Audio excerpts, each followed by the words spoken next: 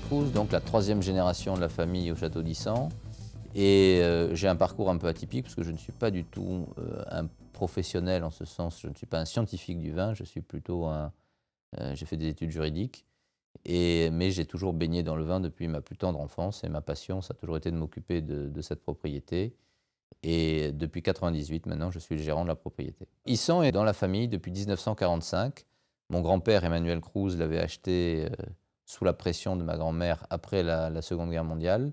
Mon père s'en est occupé de 1947 à 1998 et donc moi je suis la troisième génération aux commandes depuis le 1er janvier 98. Issant est un troisième cru classé de l'appellation Margaux.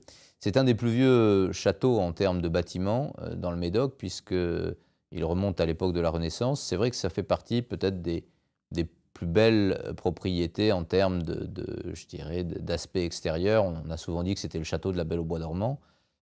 On a essayé de développer le cru en ayant un travail un peu plus précis, avec des investissements lourds en termes de nouveaux cuviers, nouveaux drainages, pour faire en sorte que Issant retrouve son rang parmi maintenant les leaders de l'appellation, et avec toujours des objectifs un peu plus importants d'aller chatouiller nos super seconds.